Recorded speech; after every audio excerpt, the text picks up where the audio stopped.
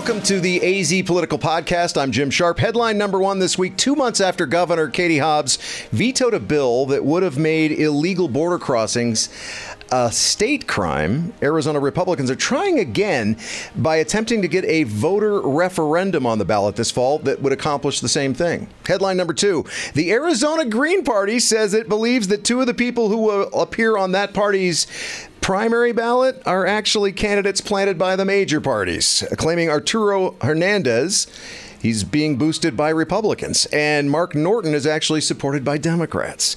And headline number three: the Center for the Future of Arizona announced this week their 2024 Arizona Voters Agenda, which shows through a statewide survey of likely voters what's sticking in the craw of Arizonans in this election year, and I think more importantly, what voters in our state agree on. And joining me on the AZ Political Podcast is Dr. Sybil Francis, who is the president and CEO and one of the founders of the Center for the Future of Arizona, an organization that likes to bill itself, and I like this, as a do tank, not a think tank. That's clever. I like that.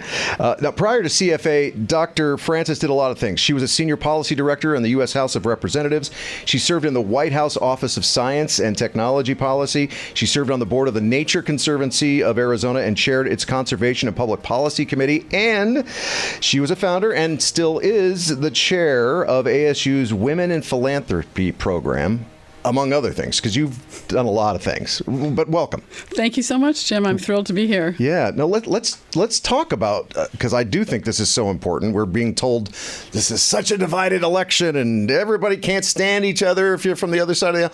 Arizonans agree on a lot of things, don't they? They really do. And this is what's so exciting about the work we've done. And we've been doing this kind of survey research for 15 years. And I think our time has come, especially during this election year when we hear so much about partisanship and division, to really be able to show through our own data that Arizonans agree on much more than we disagree on the big important issues. So what is the biggest issue that we just kind of see eye to eye on? Well, over and over, survey after survey, including this one, Arizonans understand the importance of education. They really believe that it's important to the future of their own lives and for the prosperity and economic success of the state. So we see this over and over. We also, see high levels of agreement on other big issues like immigration, health care, and other issues like that. It's interesting. I think if you would ask anybody, do Arizonans agree on immigration, they'd say they agree that we need to talk about immigration, but they don't necessarily agree on the solutions to our immigration issues. And we've had, of course, a record number of illegal border crossings. We've had a lot of issues surrounding immigration, and Washington doesn't seem to be very interested in helping. And I mean both Democrats and Republicans. Yes, and certainly immigration is very much of a federal issue, not as much of a state issue, but we still wanted to ask Arizonans likely voters, what they thought about immigration. Huge numbers. 86% of Arizonans say they want comprehensive immigration reform with a pathway to citizenship. A majority of Arizonans, and when we say majority, we mean Republicans, Democrats, and independents, because we're very strict about our definition of agreement. We don't want, issues that maybe one party feels very strongly about and the other feels differently. These are really issues that everyone agree on. People understand that there's a humanitarian crisis at the border and that we need to address that. Arizona's likely voters want a functioning border for commerce. There's a little less agreement exactly on how to secure the border, but that's also ranking very high, especially this year among Arizona voters. It didn't quite make the Arizona Voters Agenda by our definition, but we do see an uptick across the board in concerns around security at the border. How about education? So education, there's lots of agreement on education. This survey, as well as others, have shown that Arizonans want more funding for education. Now, we know that funding isn't the answer to everything, but it's interesting if you think about all the ballot initiatives over the years that have also passed in support of funding. We see that some of the hot button issues like banning books or issues around transgender bathrooms, that's of interest to some voters, but really across the board what we see is much more concern and interest in how's my child going to benefit from the best strategies for teaching reading and math. Parents are seeing the post-pandemic losses and they really are turning to that issue very strongly. I tell you, it's a subject you cannot avoid at our household. We've got 2 school-aged girls, and my wife's an educator. Well, you know all about being married to an educator, right?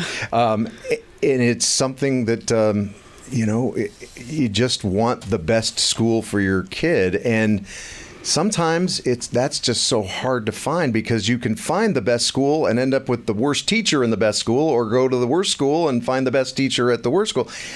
It really is. It's a huge puzzle, but Arizonans seem to agree we need to provide the funding now, right? Absolutely, but that's not the only thing. So, I mentioned learning with the latest strategies for teaching reading and math. As far as the funding is concerned, yes, large majorities, 79% in the most recent survey, support increasing funding for K-12. They do not want K-12 cut in service of reducing the budget deficit. We did ask about funding for empowerment scholarship accounts, ESAs, or school vouchers. There was not agreement on whether we're spending too much, just enough, or too little. It was kind of mixed bag there. But interestingly, 80% of all voters believe that private schools that receive state funding should be held to the same accountability standards as regular public schools. So that's a really interesting finding. Yeah, that would seem fair, wouldn't yes. it? Yeah. I mean, we're not in the business at our center for deciding what's fair or right. I won't ask your opinion anymore. I'm just reporting the data. I gotcha. I'm not trying to take this too personally, but the majority of respondents to the survey, the one that was used to produce the Arizona Voters Agenda, believe that news media coverage of political parties and candidates has created more division. Is it really our fault that we're just telling everybody what the politicians are saying? No, I asked for opinion again. I actually just want to hear how people felt about it. I think that we didn't ask specifically about national media versus local. Right. And I will say, I think my personal opinion is I think national media has a lot of responsibility in this area. I will say that many of the programs I listen to on your station, I think, are really explore the issues in depth, and I think that's so important for voters. And I do think it's discouraging when people are hearing too much about the extremes that people kind of tune out. So we thought it was worth sharing that finding, just even if the local media are not really quite as responsible for that as the national media. And tell me I'm wrong when I say this, if you find that to be wrong. That's kind of what CFA, the Center for the Future of Arizona, is trying to avoid. Is they're trying to remind Arizonans, in the middle, we agree on a lot of stuff. So let's maybe stop talking so much about the extremes. Absolutely. There's so many areas of agreement and so much opportunity to come together for positive change. And in fact, the likely voters even said, we want to see leaders who work across the aisle for bipartisan solutions. 2/3 of likely voters want that, but we are not seeing that. But as a center, what we're trying to do really is bring the voices of everyday Arizonans, the majority of Arizonans who agree on many, many things, to the table. Certainly there's a place for people, the loud voices who are expressing some of the more, I don't want to say extreme, but right. Like it's kind of a minority of views that maybe aren't of interest to everyone. And in fact, our data show that some of those hot button issues are not the ones that rise to the top for all voters. So really, we see our responsibility. We're a nonpartisan organization, a nonprofit. We don't have an axe to grind. The only partisanship we have is on behalf of Arizona voters.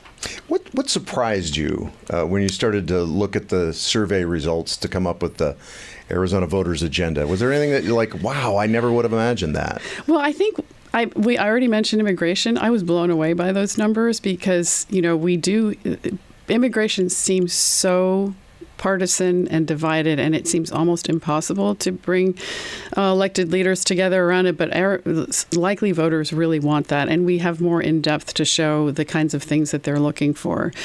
I think it continues to amaze me that we keep seeing such high levels of support for funding for education just over and over through our survey research. I think the hot button issues that don't make it onto the majority of, importance to a majority of voters are also interesting because we do hear a lot about those things, the banning books and issues around transgender bathrooms. Now, that doesn't mean that it's not passionately of interest to certain people. It just means that it's not necessarily what all Arizona voters are thinking about. Right, on both sides of the spectrum. Yes. People are really passionate about it. But the majority of people are just like, I just want a safe school. Safe school. I want my kid to learn how to read and do math. Exactly. Isn't that what's supposed to be? Yes. That's the way it's supposed to be. Yes, exactly. If you don't mind, I want to take a minute or two to talk about you, because getting ready to speak with you, I did a little research, and I found out some pretty interesting things. So first off, I mentioned that you're married to an educator. You're married to Dr. Michael Crow, who is the president of ASU. He's not the kind of educator my wife is, but do you ever feel like you're smart enough married to an educator? Because I never do. It's just me. Well, I always tease my husband. I say, you're responsible for ASU, and I'm responsible for the whole state. There you go. See, I like that. I'm gonna use that on my wife. And you earned your bachelor's in chemistry from Oberlin College, which is known for being a music school. And then you earned your Ph.D. in political science from MIT, the Massachusetts Institute of Technology. Sounds like you went against the grain. Well, I've always been someone who really loves to kind of cross silos. I've never been in a kind of a narrow path. And so I studied chemistry as an undergraduate. I did a lot of music in high school. So that's how Oberlin came to my attention, but they're actually a very well-regarded science school as well. But I studied science policy. I studied chemistry because I was interested in science policy. How do we use science to better our society? And so that's what brought me to Capitol Hill in Washington after my chemistry degree. I had always intended to go that route. And then my degree from MIT is actually on a very technical subject, as I was saying before the interview. In some circles, I'm known as a nuclear weapons expert, nuclear history of the United States. And so, again, that relates to science policy. How do we use science, and we develop these sorts of technologies.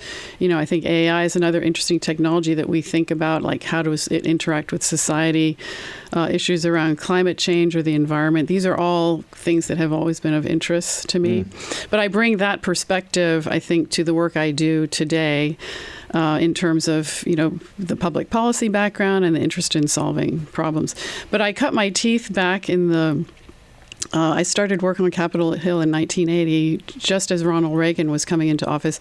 And I won't share what political party of the member of Congress I worked with, but it was a time where I really learned about bipartisanship because we were very interested in how do we work across the aisle on things like energy and the environment, which were things that I worked on at that time. Well, I think, you don't have to be that old to just even look it up on the web. Ronald Reagan and Tip O'Neill would go out and have a beer together. They hung out together. They were both Irishmen, I guess, part of it, or Irish background. People they'd battle it out, in the Capitol, and then afterwards they're like, you know what? You're doing it because you care about the country. That's right. You're not doing it because you're trying to destroy America, like so many people on both sides seem to feel nowadays. And I think Arizona voters are really hungry for that, and we see that in our data. And so I think we do have to ask ourselves the question, why do we see these big gaps between what Arizonans care about and what we're getting from our political system, both at the state level and the national level, I would say. Anything you want to add that I didn't ask about in the Arizona voters' agenda?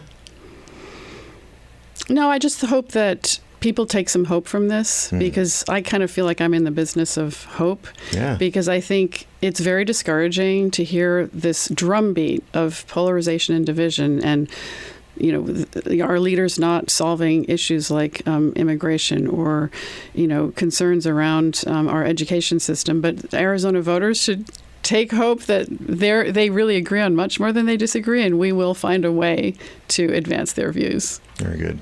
Dr. Francis, pleasure. Thank you. Real pleasure to be with you. I really appreciate the opportunity. No, thank you.